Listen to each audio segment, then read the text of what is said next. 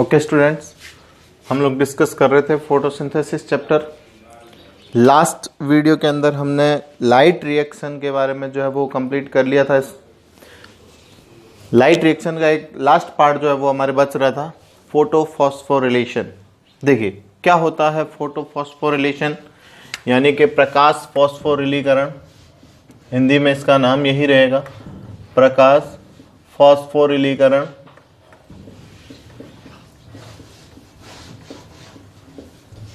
देखिए फॉस्फोरिलेशन का मतलब होता है एनर्जी प्रोड्यूस करना।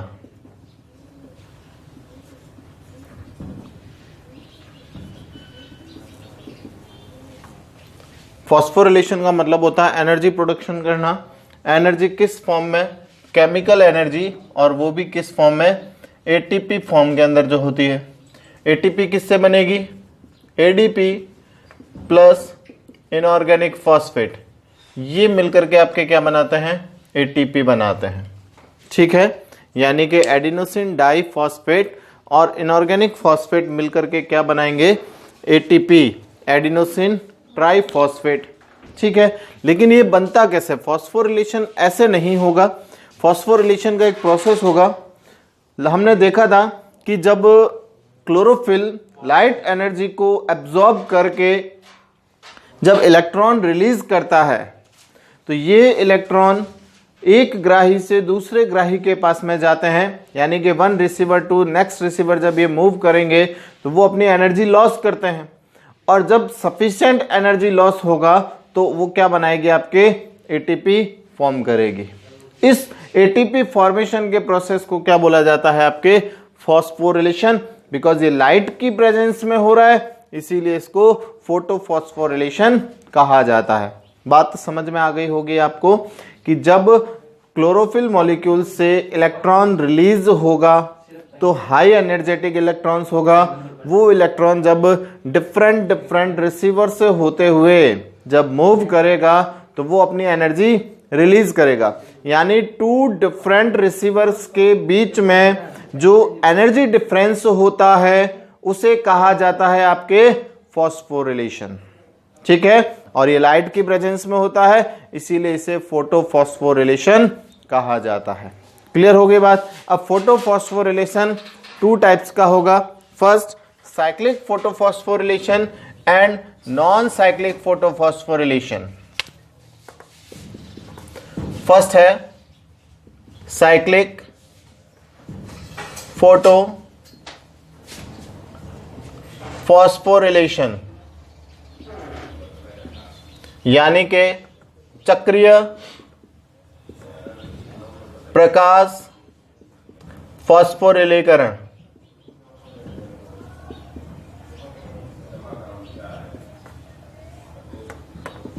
चक्रीय प्रकाश फॉस्फोरिलीकरण। ठीक है, पहले इसके बारे में बात करते हैं, फिर सेकेंड टर्म्स जो कि नॉन साइक्लिक फोटोफॉस्फोरिलेशन है, इसके बारे में बात करेंगे। सेकेंड होगा आपके नॉन साइक्लिक फोटो फॉस्फोरिलेशन, यानी कि अचक्रीय प्रकाश फॉस्फोरिलीकरण।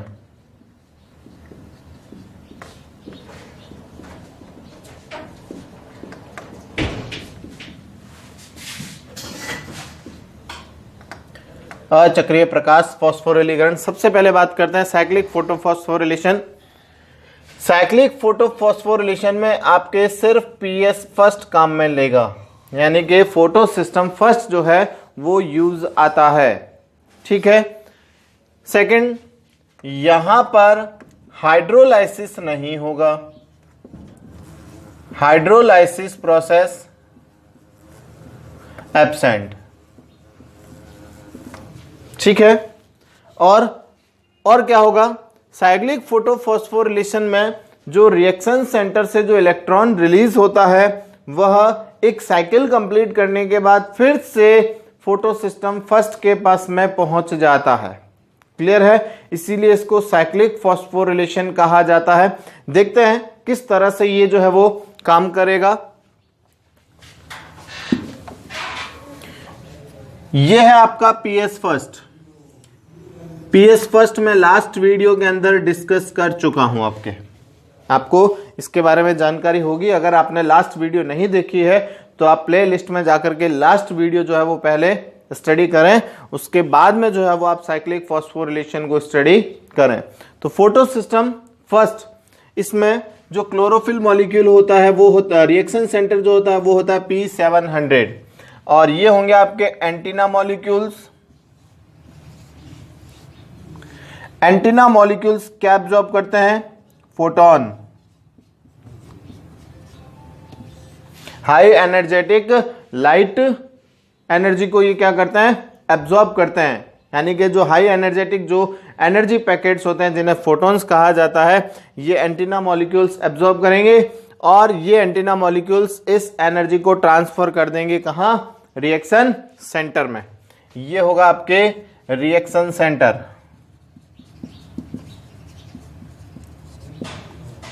यानी कि अभिक्रिया केंद्र।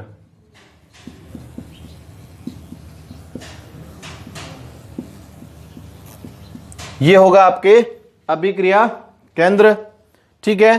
फोटोन एब्जॉर्ब करने के बाद में ये चले जाएंगे आपके रिएक्शन सेंटर में और जैसे रिएक्शन सेंटर इस एनर्जी को एब्जॉर्ब करेगा वो एक्साइट कंडीशन में आ जाता है और वो इलेक्ट्रॉन रिलीज करता है। 2 इलेक्ट्रॉन्स रिलीज होंगे, ठीक है। यानी कि रिएक्शन सेंटर या क्लोरोफिल मॉलिक्यूल्स के एक्साइटेशन से जो है वो इलेक्ट्रॉन्स रिलीज होते हैं और क्लोरोफिल मॉलिक्यूल जो है वो क्या आ जाता है? ऑक्सीडाइज कंडीशन के अंदर आ जाता है। जब वो इलेक्ट्रॉन रिलीज करेगा तो वो ऑक्सीडाइज कंडीशन के अंदर आ जाता है। इन इलेक्ट्रॉन्स को रिसीव किया जाता है किसके थ्रू? FeS के थ्रू। फेरस सल्फेट FeS ये फर्स्ट रिसीवर है, इलेक्ट्रॉन्स को रिसीव करने का काम करेगा। यहां से ये 2 इलेक्ट्रॉन जाएंगे आपके कहां? फेरिडॉक्सिन के पास में। नाम ध्यान रखेंगे आप। सबसे पहले फोटो सिस्टम फर्स्ट से जो इलेक्ट्रॉन्स रिलीज होंगे वो जाएंगे आपके FeS के पास में और यहां से ये इलेक्ट्रॉन ट्रांसफर होंगे कहां? फेरिडॉक्सिन के पास में। FD लिखा है, पूरा नाम होगा इसका फेरिडॉक्सिन। फेरिडॉक्सिन से निकलने के बाद ये इलेक्ट्रॉन जाएंगे साइटोक्रोम B6 और साइटोक्रोम B6 से ये इलेक्ट्रॉन जाते हैं आपके साइटोक्रोम F के पास में।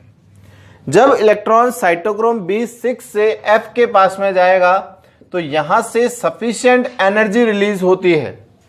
इतनी एनर्जी रिलीज होती है कि वो ATP फॉर्म करने के लिए, ATP बनाने के लिए क्या होती है? सफिशिएंट होती है।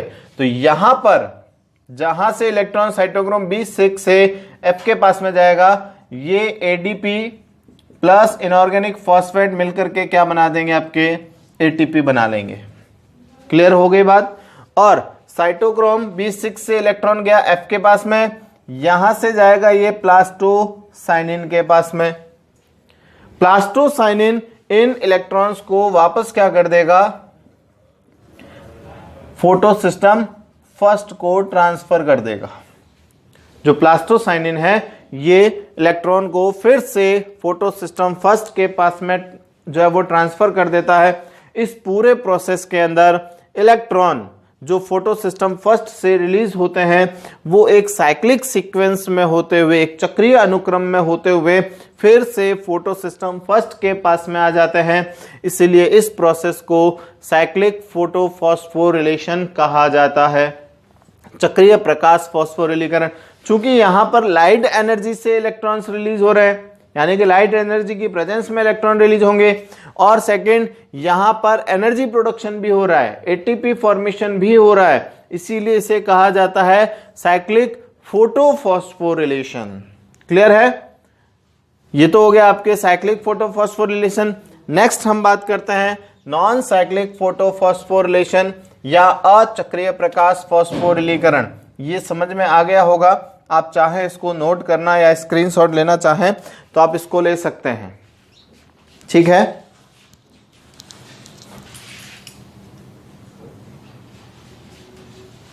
ओके, नेक्स्ट आगे स्टार्ट करते हैं नॉन साइक्लिक फोटोफॉस्फोरिलेशन, अचक्रीय प्रकाश फॉस्फोरिलीकरण। बात कर लेते हैं इसके बारे में। देखिए साइक्लिक फोटोफॉस्फोरिलेशन में only for PS first participate करता है, नॉन साइक्लिक फोटोफॉस्फोरिलेशन में पीएस फर्स्ट और पीएस सेकंड दोनों पार्टिसिपेट करते हैं। ठीक है। सेकंड, यहां पर हाइड्रोलाइसिस नहीं होता है, नॉन साइक्लिक फोटोफॉस्फोरिलेशन में हाइड्रोलाइसिस होगा, हाइड्रोलाइसिस प्रेजेंट होता है यहां पर। और बात करें यहां पर नॉन साइक्लिक फोटोफॉस्फोरिलेशन के अंदर इलेक्ट्रॉन फिर से फोटो सिस्टम फर्स्ट या सेकंड के पास में नहीं आता है, फोटो सिस्टम फर्स्ट और सेकंड के पास में इलेक्ट्रॉन नहीं आएगा, वो NADPH फॉर्मेशन में जो है वो यूज आ जाता है, इसीलिए इसे कहा जाता है non cyclic photophosphorylation. It is also known as Z scheme. इसे Z स्कीम या Z साइकिल फॉर्म में भी जो है वो शो किया जा सकता है। चलिए बात करते हैं नॉन साइक्लिक फोटोफॉस्फोरिलेशन के बारे में। सबसे पहले यहां पर PS सेकंड यानी कि फोटो सिस्टम सेकंड, जिसका रिएक्शन सेंटर होता है आपके P680, एंटीना मॉलिक्यूल्स की हेल्प से ये फोटोन एब्जॉर्ब करेगा।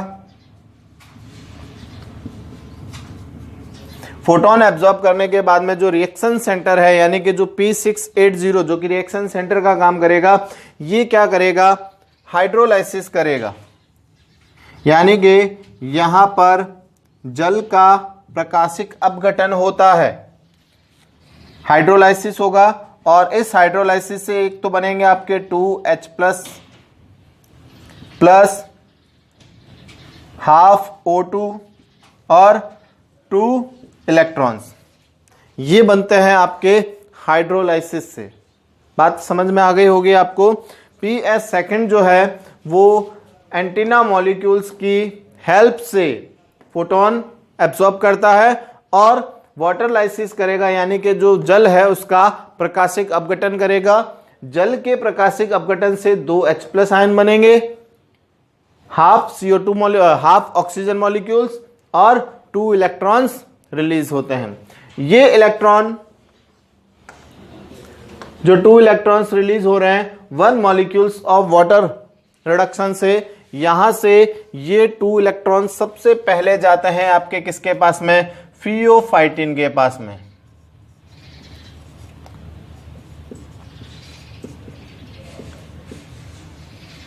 PS सेकंड के अंदर जो फियोफाइटिन होता है वो फर्स्ट इलेक्ट्रॉन एक्सेप्टर होता है। फियोफाइटिन से ये 2 इलेक्ट्रॉन्स जाएंगे आपके कहां पर, प्लास्टोक्विनोन के पास में। प्लास्टोक्विनोन के पास में 2 इलेक्ट्रॉन जा रहे हैं, एनर्जी रिलीज होगी, बट एटीपी फॉर्मेशन के लिए सफिशिएंट एनर्जी नहीं होती है। प्लास्टोक्विनोन से इलेक्ट्रॉन जाएंगे आपके साइटोक्रोम B6, साइटोक्रोम B6 से इलेक्ट्रॉन जाता है साइटोक्रोम F के पास में, और यहां पर जो है वो एटीपी फॉर्मेशन के लिए सफिशिएंट एनर्जी रिलीज होती है। यहां एनर्जी फॉर्मेशन होगा। साइटोक्रोम F से ये इलेक्ट्रॉन चले जाएंगे आपके कहां पर, प्लास्टोसाइनिन के पास में। ठीक है। प्लास्टोसाइनिन इन इलेक्ट्रॉन्स को ट्रांसफर कर देगा, कहां ट्रांसफर कर देगा, PS फर्स्ट में।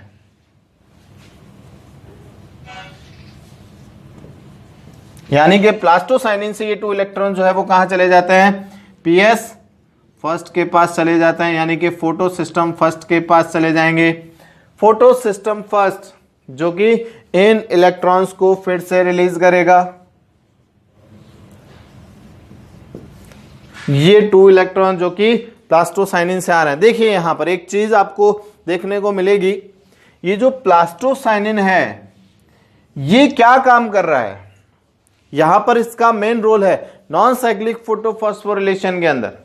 साइक्लिक फॉस्फोरिलेशन के अंदर तो प्लास्टोसाइनिन जो है वो इलेक्ट्रॉन फिर से PS सेकंड को ट्रांसफर कर देता है, सॉरी PS फर्स्ट को ट्रांसफर कर देता है, बट यहां पर ये इलेक्ट्रॉन जो कि कहां से रिलीज हुआ था, PS सेकंड से रिलीज हुआ था, वो इलेक्ट्रॉन चला जाता है आपके कहां पर, फोटो सिस्टम फर्स्ट के पास में। तो यहां पर जो प्लास्टोसाइनिन है वो कनेक्टिव लिंक का काम करेगा, connective link between PS second and PS first. यानी कि जो प्लास्टोसाइनिन है वो कनेक्टिव लिंक है और इलेक्ट्रॉन को PS सेकेंड से PS फर्स्ट में ट्रांसफर करता है। PS फर्स्ट से ये इलेक्ट्रॉन निकल के जाएंगे आपके कहां पर, FES के पास में। FES से ये इलेक्ट्रॉन फिर से चले जाएंगे कहां पर,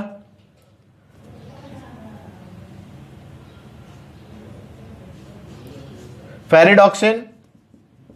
फेरिडॉक्सिन से ये इलेक्ट्रॉन जाएंगे साइटोक्रोम B6, साइटोक्रोम B6 से साइटोक्रोम F, और उसके बाद में ये इलेक्ट्रॉन्स आगे मूव करते रहेंगे। ठीक है, यहां पर देखिए हमें इसकी रिक्वायरमेंट नहीं है अभी फोटो सिस्टम के अंदर। यहां पर ये जो इलेक्ट्रॉन्स है जो रिलीज होते हैं, ये इलेक्ट्रॉन NADP के रिडक्शन में क्या आ जाते हैं, यूज आ जाते हैं। ये जो NADP होता है, nicotinamide adenine di nucleotide phosphate, इसका रिडक्शन हो जाएगा।